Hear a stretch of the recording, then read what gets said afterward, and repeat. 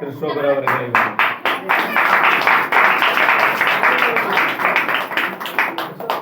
ஹalleluya ஹalleluya நல்ல சத்தத்தை உயர்த்தி சொல்லுவோமா? ஹalleluya தூங்குறவங்களா சேர்ந்து சொல்லலாமா?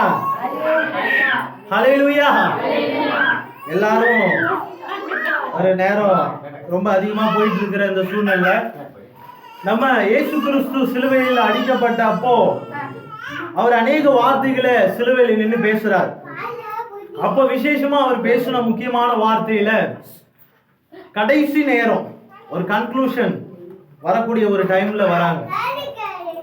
ஹalleluya நல்லா கவனிங்க. இதுக்கு முன்னாடி பேசின நிறைய வார்த்தையில சில பேர் எக்ஸ்பிளைன் பண்ணி ஒவ்வொரு வார்த்தைகள் சொல்லப்படும் போது என்ன சொல்லுவாங்கன்னா, இயேசு கிறிஸ்துவும் அவருடைய தாயும் பேசும்போது அந்த இடத்துல ஒரு எமோஷனலான கண்டென்ட் அந்த இடத்துல உருவாகி இருக்கு அப்படின்னு சொல்லி நம்ம பார்ப்போம்.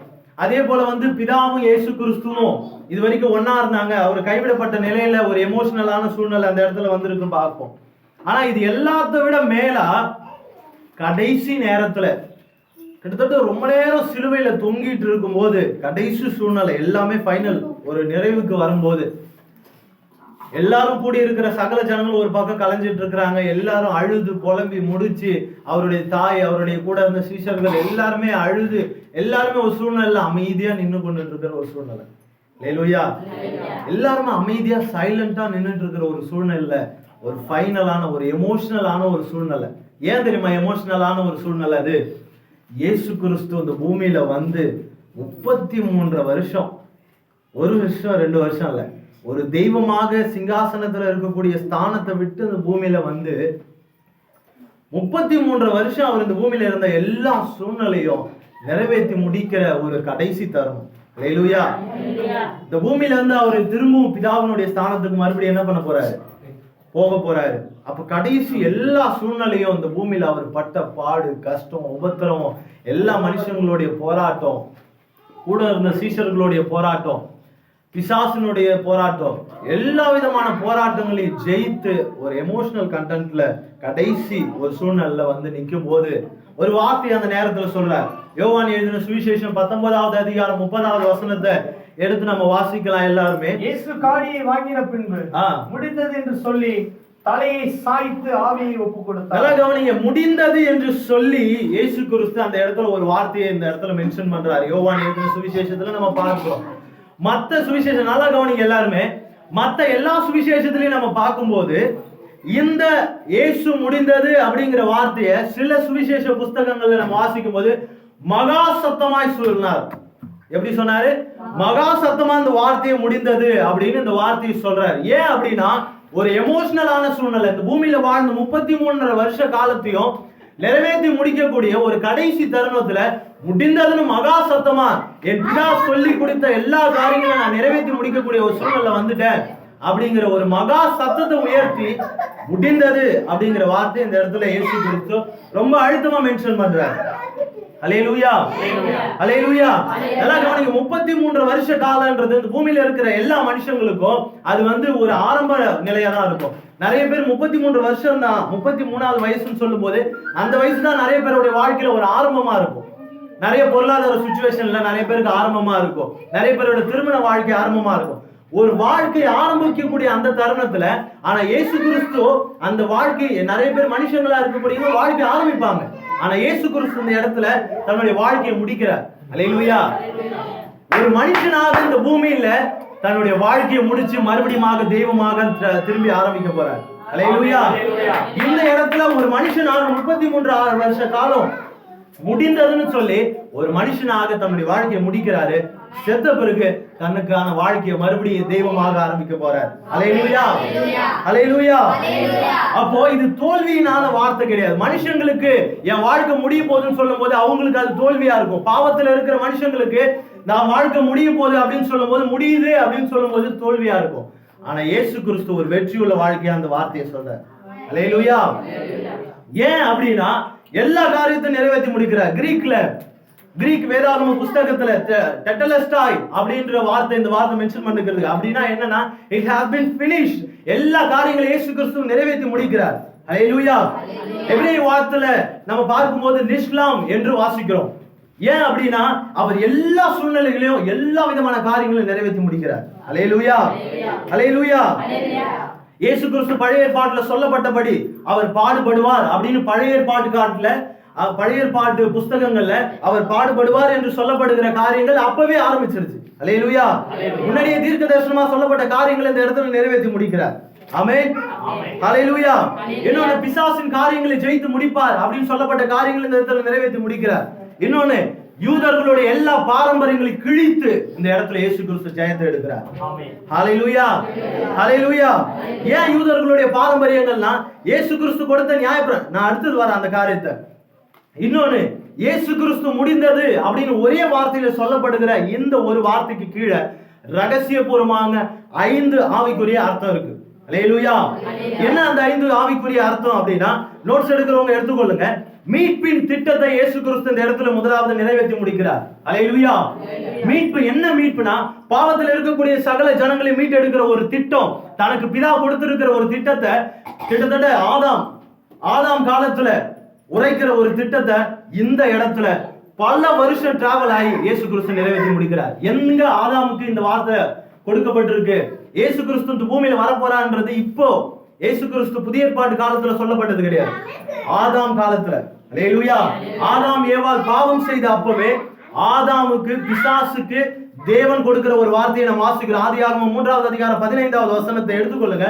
ஆதியாகமம் 3:15, Genesis chapter 3 verse 15. உனக்கும் ஸ்திரீக்கும் உன் வித்துக்கும் அவர் வித்துக்கும் பகை உண்டாக்குவேன், அவர் உன் தலையை நசுக்குவார், நீ அவர் குதிகாலின் நசுக்குவாய். நல்லா கவனிங்க. இயேசு கிறிஸ்து சகல இதுவரைக்கும் ஆதாம் ஏவாள் விழுந்து போன, இப்ப பாவத்துல விழுந்துட்டாங்க. இந்த சூழ்நிலையில அவங்க ஏதோ பிசாசுனால சோதிக்கப்பட்டதுனால அவங்க பாவத்துல விழுந்து போயிட்டாங்க அப்படின்னு இயேசு தெரிஞ்சதுக்கு அப்புறம் அந்த இடத்துல தேவன் பிசாசுக்கு ஒரு சவால் விடுக்கிறார். என்ன சவால் தெரியுமா? உனக்கும் ஸ்திரீக்கும் உன் வித்துக்கும் அவள் வித்துக்கும் பகை உண்டாக்குவேன், அவர் உன் தலையை நசுக்குவார், நீ அவர் குதிகாலை நக்குவாயின்னு அந்த இடத்துல பிசாசை பார்த்து ஒரு சவாலான வார்த்தையை தேவன் சொல்லுகிறார். அல்லேலூயா. என்ன அந்த வார்த்தைனா, ஆதாம் ஏவாள் நான் உருவாக்கின பிள்ளைங்க பாவம் செஞ்சுட்டாங்க, அதனால நான் பாவத்துல இருந்து இந்த ஜனங்களை இந்த மனுஷங்களை மீட்டெடுக்கிறதுக்கு ஒருத்தரை எழுப்ப போறேன். அல்லேலூயா. அப்போ பாவத்துல டிராவல் ஆகி வந்துட்டு இருக்கிற ஒரு சூழ்நிலை, தலைமுறையா ஒரு பக்கம் மனுஷங்க பாவத்துல விழுந்து வந்துட்டு இருக்கக்கூடிய ஒரு சூழ்நிலை, கடைசி நேரத்துல இயேசு கிறிஸ்து எல்லா மீட்பின் திட்டங்களை நிறைவேற்றி முடிக்கிறவராக அந்த இடத்துல முடிந்ததுன்னு சொல்றார். அல்லேலூயா, அல்லேலூயா. சகரியா 13வது அதிகாரம் 1வது வசனத்துல நம்ம வாசிக்கிறோம், அந்நாளிலே பாவத்தையும் அழுகையும் நீக்க தாவீதின் குடும்பத்தாருக்கும் எருசலேமின் குடிகளுக்கும் திறக்கப்பட்ட ஒரு ஊற்று உண்டாயிருக்கும். அல்லேலூயா, அல்லேலூயா. என்ன அந்த ஊற்று நம்ம பார்க்கும்போது, பாவத்தையும் சகல அழுக்கையும் நீக்கினவராக எல்லா ஜனங்களையும் மீட்டெடுக்கிறவராக இயேசு கிறிஸ்து பூமியில வருவார், எல்லாவற்றையும் மீட்டு எடுப்பார் என்று சகரியா தீர்க்கதரிசியின் புஸ்தகத்துல 13வது அதிகாரத்துல எழுதப்பட்ட காரியங்களை இயேசு கிறிஸ்து நிறைவேற்றி முடிக்கிறார். அல்லேலூயா. இந்த இடத்துல தாவீதின் குடும்பத்தாருக்கும் எருசலேமின் குடிகளுக்கும் நம்ம வாசிக்கிறோம். யார் இந்த தாவீதின் குடும்பத்தாருன்னு வாசிக்கும் போது, இயேசு கிறிஸ்து தாவீதின் வம்சத்துல வந்த ஒருத்தர். அல்லேலூயா.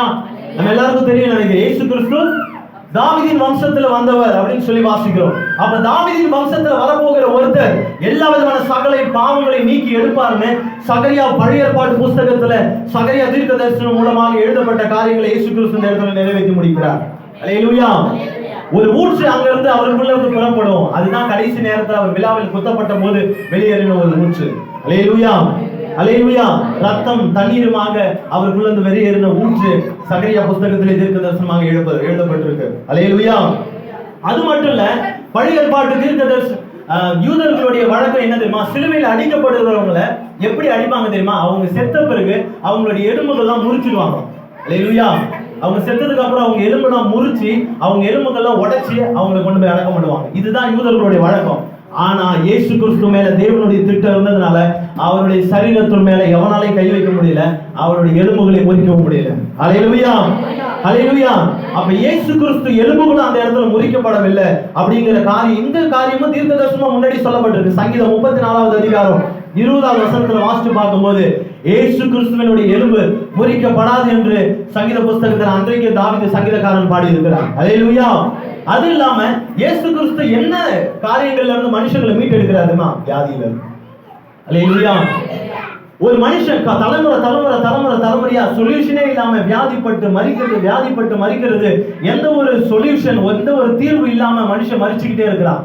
அப்ப மரணத்துக்கு வியாதியில ஒரு பதில் இல்லாம மனுஷன் போய் கொண்டிருக்கிற சூழ்நிலை வியாதியில இருந்து அவனை மீட்டெடுக்கிறார். அல்லேலூயா. அது மட்டும் இல்ல, மனுஷன் தலைமுறையா வருகிற பாவத்தில இருந்து ஒரு தீர்மானம் இல்லாம ஏதோ பாவம் செய்யறது பலி எடுக்கிறது இப்படியே சொல்லி ஆடு மாடு கோழி எப்படி ஒரு சகல மிருகங்களை பலியிட்டு கொண்டிருக்கிற முடிவே இல்லாத பாவத்துக்கு வரக்கூடிய ஒரு சூழ்நிலை இயேசு கிறிஸ்து ஒரு முடிவு கட்டுறாரு. அல்லேலூயா. பாவத்துக்கு ஒரே பலியா தன்னை கொண்டு கடைசி நேரத்தில் முடிந்ததுன்னு சொல்ற. அல்லேலூயா. இன்னொரு பிசாசின் அடிமைத்தனத்துல இருக்கக்கூடிய சகல ஜனங்களை மீட்டெடுத்து முடிந்ததுன்னு சொல்ற. அல்லேலூயா. இரண்டாவது காரியத்துக்குள்ள போறேன். இன்னொரு காரியம், இயேசு கிறிஸ்துவின் ஊழியத்தை நிறைவேற்றி முடிக்கிறார். அல்லேலூயா.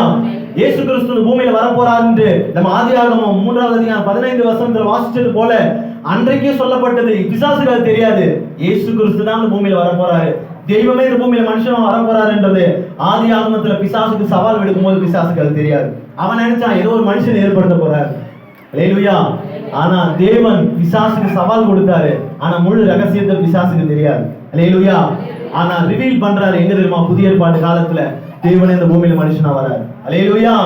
இது பிசாசுக்கு தெரியாது. தெய்வமா இந்த பூமியில மனுஷனா வரப்போறான்றது பிசாசுக்கு தெரியாது. ஆனா அவரே மனுஷனா அந்த பூமியில வராரு. அப்போ இந்த பூமியில வந்து ஊழியம் செய்ய போறாரு அப்படிங்கிறது பிசாசுக்கு தெரியாது. அப்போ ஊழியம் செய்ய போகிறார் அப்படிங்கிற காரியம் சொல்லப்பட்ட ஆதி காலங்களில் சொல்லப்பட்ட தீர்க்க தரிசனத்தின்படி எங்க தெரியுமா? யோவேல் புஸ்தகம் 17வது அதிகாரம் 4வது வசனத்துல வாசிக்கும் போது யோவேல் 17:4 பூமியிலே நான் உம்மை மகிமைப்படுத்துகிறேன், நான் செய்யும்படி நீர் எனக்கு நியமித்த கிரியையை செய்து முடித்த. யோவேல் இல்ல, யோவான் எழுதின சுவிசேஷம். இயேசு கிறிஸ்து ஒரு வெற்றி நிறைந்த ஒரு ஊழியத்தை நிறைவேற்றி முடிக்கிறத யோவான் புஸ்தகத்துல நம்ம பார்க்கிறோம். அல்லேலூயா. அப்ப எந்த ஊழியத்தை அவர் செய்து முடிச்சார், பிதா அவர் குறித்து என்ன ஊழியத்தை கொடுத்தார் அப்படின்னு நம்ம பார்க்கணும். நான் வேகமா சொல்றேன்.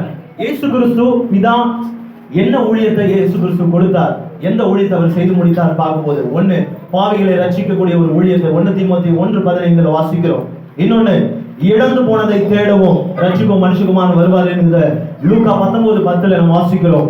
அது மட்டும் இல்லாம மத்தேயு 18:11 கெட்டு போனதை ரட்சிக்க வருவார் என்கிற காரியத்தை வாசிக்கிறோம். மத்தேயு 20:28 ஊழியம் செய்ய வருவார் என்கிற காரியத்தை பார்க்கிறோம். 1 யோவான் 3:8 ஜீவனை கொடுக்க வருவார் என்கிற காரியத்தை பார்க்கிறோம். லூக்கா 12:49 பிசாசின் கிரியையை அழிக்க வருவார் என்கிற பார்க்கிறோம். யோவான் 18:36 அக்கினியை போட வருவேன் என்று சொல்லுகிற காரியங்கள் நிறைவேற்றி முடிக்கிறார். அல்லேலூயா. இப்படி பல 21 விதமான காரியங்களை இயேசு கிறிஸ்து தன்னுடைய ஊழியத்தில் பிதா கொடுத்த தீர்மானங்களை நிறைவேற்றி முடிக்கிறார். அல்லேலூயா. அல்லேலூயா.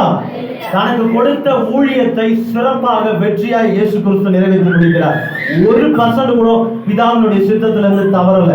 அல்லேலூயா.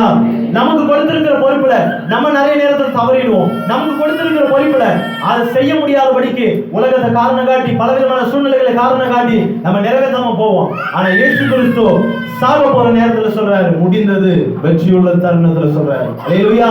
இயேசு கிறிஸ்து ஊழியத்தை நிறைவேற்றி சிறப்பாக முடிந்தது என்று முடிந்தது என்ற வார்த்தையை சொல்றார். 3வது காரியம், முழு கிரயங்களையும் செலுத்தப்பட்டு இயேசு கிறிஸ்து முடிக்கிறார். அல்லேலூயா. என்ன அந்த முழு கிரயம் அப்படின்னா, மனிதனுடைய பாவத்திற்கு பதிலாக இயேசு கிறிஸ்து தான் பூமியில அழிக்கப்பட போவார் என்கிற பழைய ஏற்பாட்டில் கொடுக்கப்பட்ட தீர்க்க தரிசனங்களை அவர் தாமே சுமந்து தன்னுடைய ரத்தத்தின் மூலமாக முழு கிரயம், கிரயம்னா ஒரு விலக்கிரயம் கொடுக்கிறார். என்ன தெரியுமா? தன்னுடைய ரத்தத்தையும் கொடுக்கிறார். அல்லேலூயா. அல்லேலூயா. தன்னையே கொடுக்கிறார் கிரயமா. சில பேருக்கு ஒரு விஷயத்துக்கு பதிலா பணத்தை கொடுப்போம், ஒரு விஷயத்துக்கு பதிலா ஏதோ ஒரு காரியத்தை கொடுப்போம், இல்ல என் கடவுளுக்கு என் பிள்ளையை கொடுக்கிறேன் அப்படின்னு சொல்லி நிறைய காரியங்களை கிரயமா கொடுப்போம். இல்ல நம்ம வாங்கின பிரச்சனைகளுக்கு பதிலாக ஏதோ ஒரு காரியங்களை கிரயமா கொடுப்போம். ஆனா இயேசு கிறிஸ்து தான் உருவாக்கின மனிதர்கள் செய்த பாவத்திற்காக தன்னையே கிரயமா கொடுக்கிறார். அல்லேலூயா. அல்லேலூயா. நான் உருவாக்கின மனுஷங்களுக்கு பதிலாக தன்னை கொடுத்தது மாத்திரம் இல்ல, தான் ஜீவனை, தான் ரத்தத்தை எல்லாத்தையும் எடுத்துக்கோ. அல்லேலூயா. மனுஷனுக்கு கொடுக்க, பிசாசு கொடுக்கல, மனுஷனுக்கு கொடுக்கிறார். என்னையே நான் உனக்கு கொடுக்கிறேன் பான்னு கொடுத்துட்டார். அல்லேலூயா. இன்னைக்கு நிறைய நேரத்துல அவர் நம்ம கிட்ட எதிர்பார்க்கணுமா? அவர் எப்படி நமக்கு அவரை கொடுத்தாரோ அதே போல அவருக்கு நம்மளை கொடுக்கணும்னு எதிர்பார்க்கிறார். அல்லேலூயா. நாலாவது காரியம், நியாயப்பிரமாண காலத்தை நிறைவேற்றி முடிக்கிறார். அல்லேலூயா. நியாயப்பிரமாணம் காலம் சொல்லப்படுகிற பழைய ஏற்பாட்டுல தேவன் ஏற்படுத்தின நியாயப்பிரமாணங்களை நிறைவேற்றி முடிக்கிறார். அல்லேலூயா. வேதத்துல பார்க்கும்போது நிறைய காலம் உண்டு. நியாயப்பிரமாண காலம், புதிய ஏற்பாட்டு காலம், கடைசி காலம். அல்லேலூயா. இதுல ரெண்டு விசேஷமான காரியங்கள், நியாயப்பிரமாணத்தின் காலம், கிருபையின் காலம். அப்படி ரெண்டு காரியங்கள் நம்ம பார்க்கிறோம். இது கிருபையின் காலம். அல்லேலூயா. பழைய ஏற்பாட்டு காலங்களும் சரி, இயேசு கிறிஸ்து இந்த பூமியில வாழ்ந்து 33 வருஷ காலம் சிலுவையில தொங்கி முடிக்கிறார் இல்லையா? இந்த முடிந்ததுன்னு வார்த்தை சொல்லி முடிக்கிறார் இல்லையா? அந்த முடிந்ததுன்னு சொல்ற வார்த்தை சொல்ற வரைக்கும் நியாயப்பிரமாண காலத்துல தான் இயேசு கிறிஸ்து இருந்தார். அல்லேலூயா. அவர் எப்போ முடிந்ததுன்னு சொல்றாரோ அந்த தருணத்திலே நியாயப்பிரமாணம் முற்றிலும் நிறைவேற முடிந்தது. அல்லேலூயா. அல்லேலூயா. நியாயப்பிரமாண காலத்தை இயேசு கிறிஸ்து அந்த தருணத்தில் நிறைவேற்றி முடிக்கிறார். அல்லேலூயா. அல்லேலூயா. என்ன அந்த நியாயப்பிரமாண காலம்னா, ஒரு மனுஷன் செய்த பாவங்களுக்கு பலியாக ஆடுகளையும் கன்றுகளையும் நிறைய மாடுகளை இப்படி பலி செலுத்திக்கு வந்தாங்க. இப்படி பலவித மனுஷன் செய்யக்கூடிய பாவங்களுக்கு அவனுக்கு பதிலாக ஒரு கிரயம் தேவை, ஒரு விலக்கரையம் தேவை அப்படின்றதுக்காக மனுஷனுடைய பாவத்துக்கு பதிலாக நிறைய ரத்தத்தினாலே தன்னுடைய பாவங்களுக்கு விலைக்கரையத்தை மனுஷனை தேடிக்கொண்டார். அந்த இனி அப்படிப்பட்ட சூழ்நிலை, பாவம் செய்யறது பலி செலுத்துறது, பாவம் செய்து பலி செலுத்து, இப்படிப்பட்ட சூழ்நிலை தொடர்ந்து வராதபடிக்கு ஒரே பலியாக தண்ணியை ஒப்பு கொடுத்தார். அல்லேலூயா. இனி பாவம் செஞ்சுட்டு மறுபடியும் பலியை கொடுக்கறது இல்ல, நானே என்னைய கொடுத்தல முழுசா உனக்கு. அல்லேலூயா. ஒரு கடவுள் நம்மளை உருவாக்கினவர், பூமியை உருவாக்கினவர், தன்னை தானே கொடுத்து நியாயப்பிரமாணத்தை நிறைவேற்றி முடித்து நியாயப்பிரமாணத்துக்கு ஒரு எண்டு காலம் போடுற வகையில வந்துறார். அல்லேலூயா. ஏன்னா இயேசு கிறிஸ்து பழைய ஏற்பாட்டுல நியாயப்பிரமாணத்திற்கான ஏற்படுத்துறதுக்கான காரணம் என்னன்னா, மனுஷன் பாவம் செய்யக்கூடாதுன்றதுக்காக தான். ஆனா மனுஷன் நியாயப்பிரமாணத்தை ஏற்படுத்தின பிறகும் பரிசுத்தமா வாழ முடியல. அல்லேலூயா. யூதர்கள் அதுக்கு அடுத்த காலகட்டங்களில் தனக்குன்னு ஒரு காரியங்களை ஏற்படுத்திட்டு தனக்குன்னு ஒரு பாரம்பரிய சடங்காச்சாரத்தை ஏற்படுத்தி கொண்டார். அல்லேலூயா. இன்னைக்கு நம்ம பார்க்கிறோம்ல, இயேசு கிறிஸ்து புதிய ஏற்பாட்டில் ஆரம்பிச்ச காரியம் வேற, ஆனா இன்னைக்கு சபையில பாரம்பரியமாக நடந்து கொண்டிருக்கிற சூழ்நிலைகள் வேற. அப்ப இப்படிப்பட்ட காலங்களை கர்த்தர் நியாயப்பிரமாணத்தை நிறைவேற்றி முடிக்கிறதுக்காக வந்தார். அல்லேலூயா. அல்லேலூயா. கடைசியாக சாத்தானின் கிரியைகளை இயேசு கிறிஸ்து நிறைவேற்றி முடிக்கிறதுக்காக வந்தார். அல்லேலூயா. கொலோசியர் 2வது அதிகாரம் 15வது வசனத்தை வாசிக்கலாம்.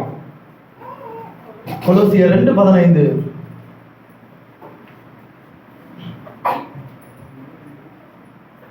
துரைத்தனங்களையும் அதிகாரங்களையும் முறித்துக் கொண்டு வெளியரங்கமாக கோலமாக்கி அவைகளின் மேல் சிலுவையை வெற்றி சிறந்தார். ஆமென். ஹல்லேலூயா. இயேசு கிறிஸ்து கடைசியாக முடிக்கும் போது பிசாசையும் ஜெயித்து அவர் முடிக்கிறார். அல்லேலூயா. எப்படி ஜெயிக்கிறார்? அப்ப பிசாசு இன்னைக்கு இயேசு கிறிஸ்து சொல்லப்பட்டபடி எல்லாரும் சொல்றாங்க இல்லையா, கடைசி நேரத்தில் இயேசு கிறிஸ்து பிசாசை ஜெயித்தார், பிசாசுடைய தலையை நசுக்கினார். ஆனா ஏன் இந்த காலத்துல பிசாசு செயல்பட்டு இருக்கிறார் தெரியுமா? அப்ப பிசாசு தலையை இயேசு கிறிஸ்து சிலுவையில நசுக்கலையா அப்படின்னு பார்த்தோம்னா, கொலோசியர் 2:15 நம்ம வாசிக்கிறோம், பிசாசுனுடைய துரைத்தனங்களையும் அதிகாரங்களையும் எல்லாவற்றையும் உரிந்து கொண்டார். அல்லேலூயா. ஆதியாகமம் 3:15 நாம் வாசிச்சோம். அந்த இடத்துல மனுஷனுக்காக கொடுக்கப்பட்ட இந்த பூமியை பிசாசு மனுஷன் கிட்ட இருந்து உரியறான். அல்லேலூயா. மனுஷன் கிட்ட இருந்து திருடுறான், எல்லா காரியங்களையும் திருடி கொண்டான், வல்லமைகளை எடுத்துக்கொண்டான், மனுஷனுக்கு கொடுக்கப்பட்ட எல்லா அதிகாரங்களையும் அவன் எடுத்துக்கொண்டான். அப்படி எடுத்துக்கொண்டதுனாலதான் இயேசு கிறிஸ்துவே சோதிக்க ஒரு டைம் போறான். போயிட்டு, நீ என்ன விழுந்து பணிந்து கொண்டா, இந்த பூமியில இருக்கிற எல்லா அதிகாரமும் எனக்கு கொடுக்கப்பட்டிருக்கு, நான் இதை உனக்கு தரேன் இயேசு கிறிஸ்து கிட்டே போய் சொல்றான். அல்லேலூயா. திருடி கொண்ட பிசாசானவன் இயேசு கிறிஸ்து கிட்டே சவால் விடுறான், இது எனக்காக கொடுக்கப்பட்டிருக்கு, நீ என்ன விழுந்து பணிந்து கொண்டா நான் தரேன். அல்லேலூயா. ஆனா அவனுக்கு தெரியாது, இயேசு கிறிஸ்து சிலுவையில அவனை நசுக்கி எல்லாவற்றையும் உரிய போறாரு. அல்லேலூயா. இயேசு கிறிஸ்து சிலுவையில பிசாசு ஜெயித்து அவனுக்கு இருக்கிற வல்லமைகளையும் அவனுக்கு இருக்கிற எல்லா அதிகாரங்களையும் உரிந்து கொண்டார். அல்லேலூயா. இன்னைக்கு பிசாசு செயல்படுறான்னு பாக்குறீங்களா? இல்ல, அவனுடைய தலை நசுக்கப்பட்டது. அல்லேலூயா. அவனுக்கு இருக்கிற வல்லமைகள் பிடுங்கப்பட்டது, அவனுக்கு இருக்கிற அதிகாரங்கள் பிடுங்கப்பட்டது. இயேசு கிறிஸ்து ஜெயித்தவராக சிலுவையிலே வெற்றி சிறந்தவராக இன்றைக்கும் இருக்கிறார். அல்லேலூயா. அல்லேலூயா. இன்றைக்கு பிசாசுகள் செயல்படுகிறது, ஆனா வல்லமைகள் இல்லாம அதிகாரங்கள் இல்லாம செயல்பட்டு கொண்டிருக்கிறது. அல்லேலூயா. கடைசியாக இயேசு கிறிஸ்து முடிந்தன்னு சொல்றாரு. ஃபைனலா 2 தீமோத்தேயு 4வது அதிகாரம் 7-8 நம்ம வாசிக்கும் போது, 2 தீமோத்தேயு 4:7-8. 7:8. பவுல் அந்த இடத்துல சொல்லப்படுகிற காரியங்களை போராட்டத்தை போராடினேன், ஓட்டத்தை முடித்தேன், விசுவாசத்தை காத்துக்கொண்டேன். ஹalleluya, ஹalleluya. நல்ல போராட்டத்தை போராடினேன், ஓட்டத்தை முடித்தேன், விசுவாசத்தை காத்துக்கொண்டேன்னு சொல்றார் பவுல். நம்மளுடைய வாழ்க்கையில நம்மளும் முடிந்ததுன்னு ஒரு நாள் சொல்ல போறோம். அப்ப எப்படி தெரியுமா? நல்ல போராட்டத்தை போராடினேன், ஓட்டத்தை முடிச்சேன், விசுவாசத்தை காத்துக்கொண்டேன், இது முதல் நீதியின் கிரீடம் எனக்காக வைக்கப்பட்டிருக்கிறது என்று ஒரு தைரியமாக சொல்லக்கூடிய ஒரு சூழ்நிலை நமக்கு வர வேண்டும். அல்லேலூயா.